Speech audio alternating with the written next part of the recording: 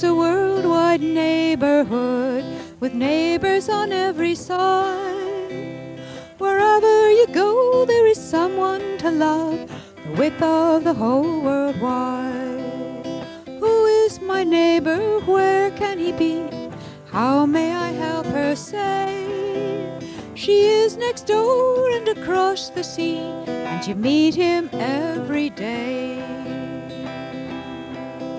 Someday I pray that peace will come to neighbors everywhere, and the neighborhood that is the world will be lovely beyond compare. Who is my neighbor? Where can he be? How may I help her say? She is next door and across the sea, and you meet him every day. Well, hello and welcome to my Good Neighbors show with my wonderful guest, Rita Schiano. And she and I are going to talk about her terrific workbook called Live a Flourishing Life.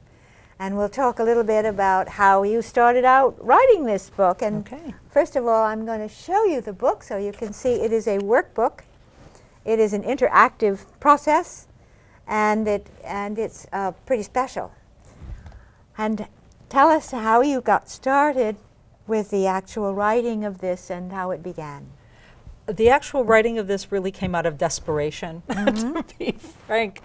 I had, as I was telling you last time, I was fortunate to be the guest on your show. I'm an adjunct professor at Bay Path College at the Central Mass campus in the one-day Saturday program. And I would teach philosophy. That's what they hired me to teach, philosophy, and I'm the writing tutor. But on the other work that I do is the stress management training that I do through the Department of Industrial Accidents. And I was there over at the college one night, and one of my students said to me, "Gee, Rita, you look particularly tired tonight." I said, "Oh, I had a long day. I was in Waltham all day. I was doing back-to-back trainings," and I'm telling her all about what I did. And she said, "Wow, could we use a stress management resilience building training in this school?" So when she left, I thought to myself, again, those serendipitous opportunities that happen in our life. I sent an email to the program director at the college, and I said, you know, I do this training. Would we consider offering some sort of a stress management program? And gave all my reasons why. Well, the next thing I knew, a couple of months later, I get to go ahead and teach this class. Now, I took a 2-hour training session, suddenly had to become a 30-hour college program. Wonderful. So I thought to myself, all right, what is it that I want to do? I know that part of what I believe in is that everything we need to know in life we can learn by reading the ancient philosophers. All the lessons are there. I wanted it to have that real educational bend to it, but I wanted it to be practical. And so when preparing for what the students would read and would work with, I thought there's no book out there that has what I want with the approach that I want. So I'm going to have to write it as I go along. And that's how it happened. Before every class, I would write sections of what now has become the workbook. And then based on how the students responded, feedback that I got back from them, just things I learned in the process, I was able to create the book for the second time. And that's how the workbook. But it wasn't just, and I also wanted to design it in a way that you didn't have to take the class in order to do this for yourself. So it is a very step-by-step process. It breaks it down by helping people, number one, recognize stress, what it is, but what causes it in their life. Because we hear people say that all the time, "Oh, I'm so stressed." It's like the more stressed they are, for some people it's a badge of honor. You know, my job has me so stressed, my kids have me stressed, this has me stressed, that has me stressed, look at me, I'm so stressed. Well, you know what? Do something about it, or you're not going to be above ground long enough to be with the people that stress you out at work and the kids that stress you out. You have to understand the impact that this has on you physically, the impact that this has on you emotionally and mentally, and what are you willing to do about it. But it's only a small portion of the program, because in order to truly flourish, we have to build those resilient skills and attitudes that are necessary for us in my estimation, to truly live a flourishing life. Right. How did you come up with the title? It's a wonderful title. Well, thank you. It's because of the word flourish. I love the word flourish. Onomatopoetically, Yes. it is what it says. Yep. But it's also, again, let's go back to those ancient Greeks. When Aristotle and Epicurus talked about living the good life, the word that they used in Greek, eudaimonia, can sometimes be translated as the good life or happiness or flourishing. Or flourishing. And flourishing, as I said, it just, when you hear that word, you know what it means. Yeah. You feel Right. it. It's a palpable term. It's a wonderful, rich word. That's one of the reasons why I was intrigued, because I love words. And there's it's a mouthful. Flourish. Yeah. You know, it's kind of a mouthful of a word. You know, and it's interesting, Tanya, because someone said to Marcy, the woman that works with me at Live a Flourishing Life, somebody said to her, you know, she should change the name of that company because, you know, business people aren't going to get it. You know, it's professional development, you know, all the old buzzwords. And I said, you know what? No, I'm not doing that because flourishing is what people need to do. They need to do it in their personal life. They need to do it in a business life. When the economy is strong, what is the economy doing? It's flourishing. It's flourishing. Exactly. Exactly. As it is supposed to do. As it is supposed to do, and often is not allowed to do by people who don't believe in flourishing. Oh dear. Tell me, speaking of flourishing, it makes me think of gardening. What do you think is the best possible fertilizer that people can apply to themselves? The best fertilizer they can apply to themselves is willingness. That's great. I like that. Willingness. A willingness to do self-examination, a willingness to identify and then face fears, a willingness to step out of roles that hold us back, victimization roles, for example. Yep. Yep. And what do you think can inspire that willingness?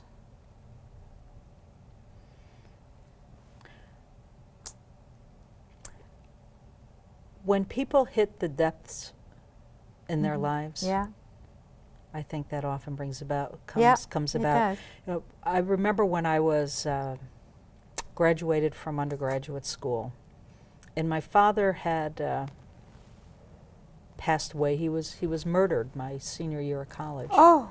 About a month before I was due to get out of school. Oh. And I'll tell you, that was one of the darkest parts of my life. Oh dear. For a number of reasons. But I moved away at about a year and a half later, and I was still floundering for that year and a half. I had gone out to Ohio to attend graduate school, and I received a card from one of my professors from Wells, which was my undergraduate school, Dr. Jenny Hammett, Jenny Yates now. And she sent me a card that had a saying from Albert Camus on the front, and it was, "In the midst of winter, I learned there was in me an invincible summer." And those words changed me because I was in the midst of winter in my life. It was so much darkness. It was so cold. But those words helped me recognize this little flickering flame, which to me is what I call resilience. It's that flickering flame. And when I recognized that it was still there, that all it needed was a breath, it just needed me to breathe on it, to give it the oxygen that it needed to grow. And another example of that I see, you know, because I don't always share this personal story with students or in a training. I tend to go to somebody else. I talk about that with the actor Christopher Reeve. Remember Superman? Oh yeah. When he fell off that horse and became a quadriplegic, and he talked initially about how much he just wanted his life to be over. But somewhere within that man was that flickering flame of resilience. And the things that we talk about of what makes us resilient, You know, that being able to manage our strong feelings, connectedness to others, having a strength, an internal strength. There's so many, there's at least a dozen factors and characteristics of resiliency. But once he had that, and particularly that number one, the connectedness to others, his wife, his children, his doctors, the friends, the people in his life who, when he couldn't, that flame, breathed on it for him and helped it to grow and helped him find his inner strength again. And he certainly did not consider himself a victim. No, he did not. He did not. He did not, and he had every right to consider himself a victim and just sit and feel sorry for himself the rest of his life, because Superman was no longer able to even move under his own steam. And it's remarkable what he managed to do. He had a different set of wings. That's right. That made him fly, no doubt. Yeah, no he had doubt. a different set of strengths that made him get to it. Well, you know, it is. I think inspiring people is important. An important part of being a teacher is to provide as much inspiration as you can and just hope it catches on. That's the best you can hope for in the classroom. Yeah, the best you can hope for. And the other thing is, too, Rita, I've had people come back to me some years later and say, well, you know that thing you told me? Oh, what thing was that? You know, well, you whenever it was, you told me such and such a thing, and you know, I took that and whatever they did, you know, and it inspired them. But I may have said that thing to them many times,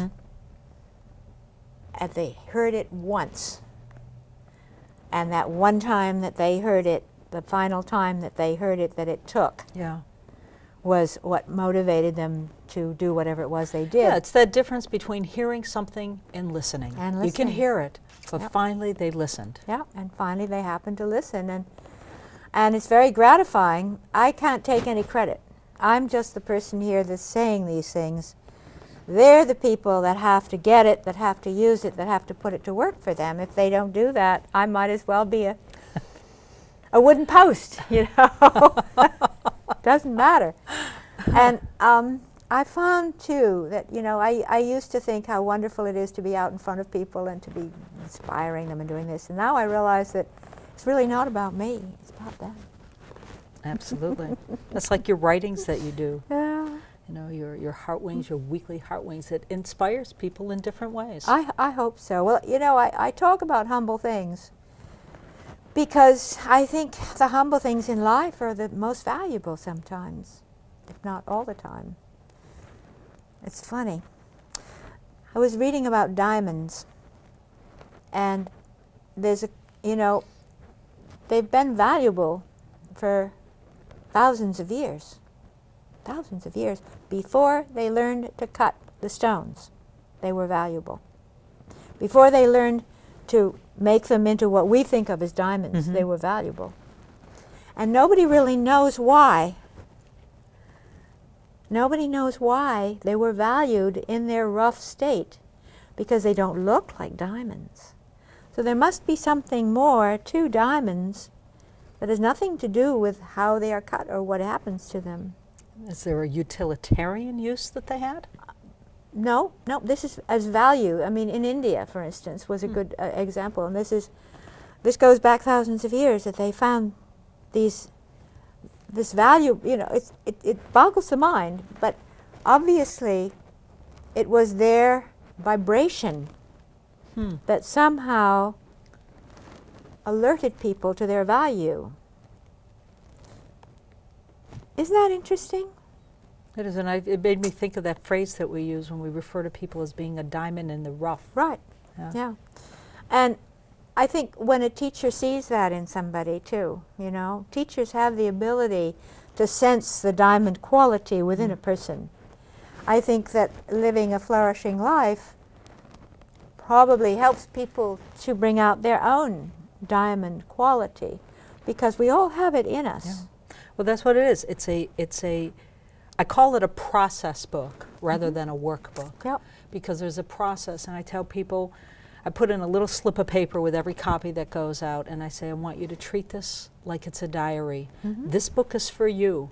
not to share with anyone, because you may have to write something about someone that you need to get out, you need to understand about a dynamic in a relationship that maybe you're not ready to face or discuss or to work on with that other person. So treat this like a diary. Keep it personal to you. Take it step by step. There's no rush. Just get through it. Step by step, start to finish. There's a process to it. Yeah. I keep thinking, too, about a book that Stephen and I put together called The Unconditional Love Book, which was written about more than 25 years ago, I think, approximately, yeah, at least, when we lived in Virginia. And we wrote it, there were two. One was called The Success Book, and this is called The Unconditional Love Book. And we wrote them because we needed to do a workshop. We wanted to do a workshop, and we thought, well, we'll do a manual for a workshop first, and it's the same kind of thing. It's a process book, and people can take it and you know, go through it. And but sometimes it's difficult for people to motivate themselves. What do you think would motivate people to take this book and work with it for themselves? How would you suggest they motivate themselves to continue, to really focus and do it? I think they have to always go back to the question, why did I get it in the first place? Because often we see that. I know I'm guilty of that. I'll buy a book that I think, oh, this is something I can learn from. This is an area I want to explore. And I get very gung-ho about it.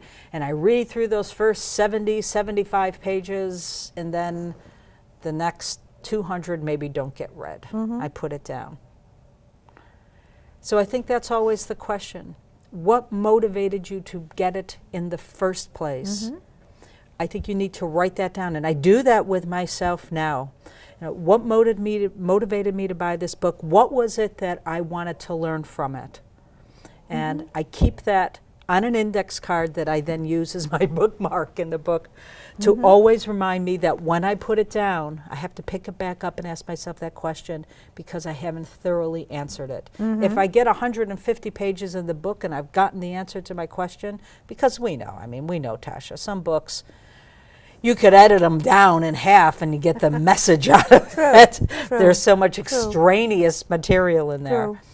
But oftentimes that seems to be the thing. You know, something else gets my attention, I move away, and then I forget about it. Yeah, right. Or maybe it may be that you got what you needed to get from the book, and therefore you didn't really need to go any further with it. And sometimes the book challenges people. A book, not necessarily this book, but a book can sometimes challenge people a bit too much. Maybe it is bringing up things, and I know that I see this with the students because we go through this book through the entire session. It brings up things that can be very difficult for them to have to want to acknowledge. Challenging. How do you handle that with a student? What do you do? We have a policy. I have a policy right at the start of the class. We're not here to judge. What is said in this room stays in this room. People need to feel safe. Right. So that is, and I'm pretty strong about that. And if I find that someone, and it thankfully hasn't happened yet, where anyone's gotten out of control with someone, or if they felt uncomfortable, they talk with me privately afterwards. The remarkable experience, I get teary when I think about it, is the way this group of women reaches out to one another when they see someone has been in a challenge, that maybe they will say, you know, I went through something similar. But what they do is not just share their story, but they seem to have insights into each other, and they help them find their strength. So in so many ways, I become just the facilitator because it takes on its own life in class. And it's remarkable. The relationships that I've seen build, and they keep them up. You know, I even gave them the option. I said, I'll create a Yahoo group for you if you want to keep the conversation going, if some of you are graduating. But they keep those relationships because they did that #1 factor. They connected with each other. With each other, right. And that's such a valuable part of resilience building, is our connectedness to others. It happens all too frequently that we let the people in our lives that we care about fade away because we get busy. You know, oh, yeah, I'd love to get together, but geez, I've got this going on this week and that going on next week, and let me look at my calendar. Yeah, maybe in like mid-December I can, oh wait, mid-December won't be good. Then I'm getting ready for the holidays. Now let's look at the new year. And the next thing you know, 2 months and 3 months and 4 months go by. You know, there is more to our connectedness to others than 140 characters on Facebook or Twitter. Pick up the phone. Don't text message, hear a voice. When we lose that, and we see it so much in young children who are so used to being at a party, sitting on a couch, text messaging each other. Isn't that strange? Rather than talking. I know. That what they're now having difficulty with is talking in a class, talking with a teacher, never mind having to go through the interview process of getting into a school, getting a job. So we have to bring people back to that essential first element. Keep those connections going. Have conversation. Face-to-face is always ideal. But at least pick up your phone, dial, hear the voice. One of my cousins said to me one day, because I kept leaving her a lot of messages and say, you're not calling me back. She says, well, just text message me. I said, I don't text. I'm sorry. No, I won't do it. Me neither. She said, well, just text message me because, you know, then I can just answer the question. I don't want to have to, you know, take 5 minutes. Oh, dear. And as soon as those words came out of her mouth, oh, I could just see her visually wanting to reel them back in, because I called her right on it, because we're very close. And I said, I'm not worth 5 minutes of your time. I'm getting old. These might be the last 5 minutes you have with me. But it really gave her pause. And she's never not taken a phone call or returned a phone call since. It's important. It's valuable time that we have. Why do you think people get so, how's the word I want, walled in by what they think of as their obligations and their things to do, whatever they may be? So I think we have too much to do. I mean, I certainly don't live a flourishing life if you're like never really in touch with people except very peripherally. You know, it used to be email. People barely email each other anymore. It's all text messages and little quick messages through social media. We have so much stimulation in our lives. People don't know the value of silence. They don't know the value of sitting alone with themselves. Never mind sitting alone one-on-one with someone. Yeah, but what do you suppose drives people to buy into that? It's the constant message we're getting.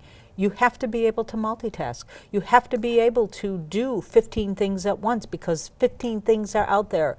Well, you know what, folks? You can't do 15 things at once. The human brain cannot process all of that information. We can take it in, but we're not focusing on it. But are they hiding from something with all of this external stuff?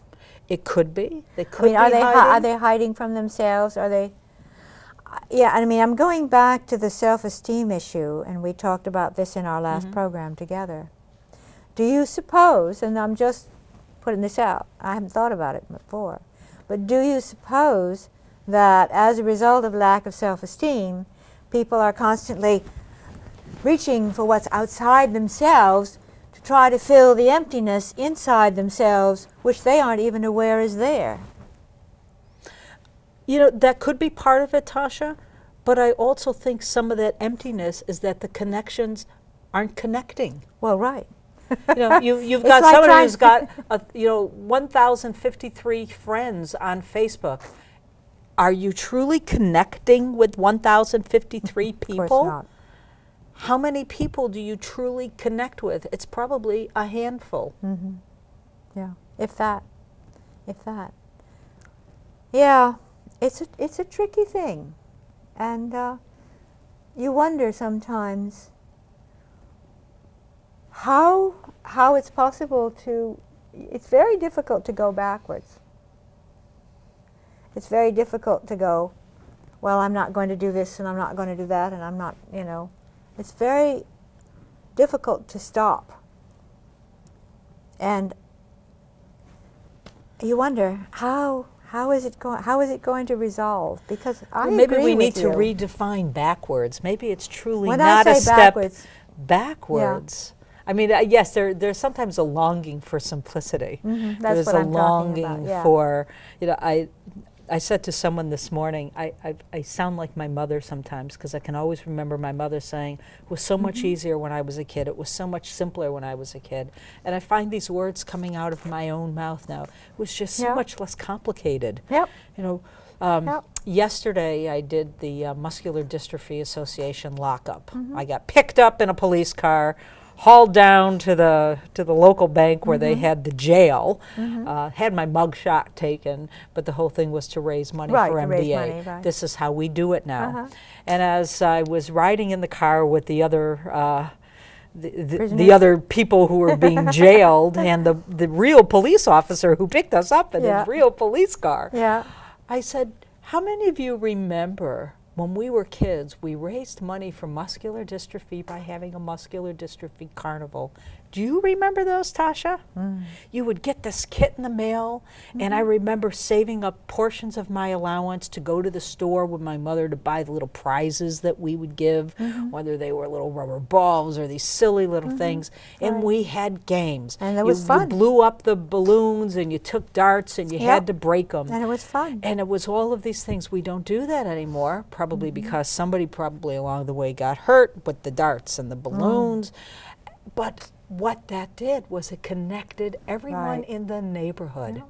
People came out. They spent their money. They gave their money joyously to the Muscular Dystrophy Association. Yesterday, I sat on the phone calling people up and saying, hey, can you help me out? You know, can we help out Jerry's kids? All right, you know, here's $5, here's $20. And it wasn't fun. It wasn't fun. Nobody had any fun. They didn't have fun. I was having fun because I was at the jail. You had the jail thing, absolutely. But they weren't having fun. And No. it has a different meaning. It's write a check. But what do you know about the association that you're writing the check to? Right. What connection do you have to the good that check does? Right. Whereas when we played the games, there was always something about MDA that someone learned along the way during that carnival. Right. I don't mean to sound like the broken record, but it's getting back to we're losing our connectedness to one another. Yeah, and it's funny because people say, oh, I'm connected here. I'm on this LinkedIn, and I'm on Facebook, and I'm on Twitter, and I'm on this and that. They're not really connecting. They're just connecting to that particular Facebook, Twitter, whatever program. And it's not the same thing as being connected with a person. You know, it's like when you take electrical wires and you put them together and that charge of electricity goes through and binds and lights a light or turns on an appliance or does something. What we have now is more like rubbing your feet on the carpet and touching and getting a shock. That's the connection we have right now. I like that. Now, we've got 2 minutes left. That's it? That's again? it again. Wow. I know. Isn't it funny? It just goes so quick. So, folks, I want you to look at the cover of this book, Live a Flourishing Life, and think about how your life could be more flourishing. And if so moved, maybe you want to look into the book, or at least check out Rita Schiano's lovely website called Live a Flourishing Life. Live a Flourishing Life. Or under her name, Rita Schiano, Schiano. Or on Facebook. Or on Facebook. We have a Live a Flourishing Life page. Right. And this has been an interesting thing because I'm meeting people from all over the world. I have a woman, a young woman from India who writes me in her very broken English because she's struggling in school. And what can she do? It's affecting her self-confidence. And I'm amazed by this. Now, I want you to leave our audience with your message. My message today, for Live a Flourishing Life. just remember the word flourish. Try to make that a word that you use about yourself or in your life every day. Because I think, as I said, onomatopoetically, it's there. When you say that word, it makes you feel good. Want your life to flourish. Your personal life, your business life, your love life, your relationships with your children, with your friends. Yep. Let your life grow. Let your life grow. Let your life flourish. I Flourish. think that's a wonderful motto. I like that motto. And here, Flourish. to help you remember, I'm going to give you my wristband. Oh. Because that's what it Oh, says. the Live a world flourishing is a Live a flourishing worldwide life. Well, thank you neighborhood for with the neighbors gift on of the every wristband side. of the Wherever you go, wristband. there is Isn't that someone interesting? to Now how love. to do. With Well, we the don't have time. whole We don't have time. I wish we'd done that Who sooner. I is could have my talked more neighbor? about that. Where That's can he really be? neat. Thank you How so may much, I Thank you, everybody, Tasha. for watching. Thank you, Rita, for She coming. is next Live a door and flourishing across the life. sea, Bye for and you now. meet him every day.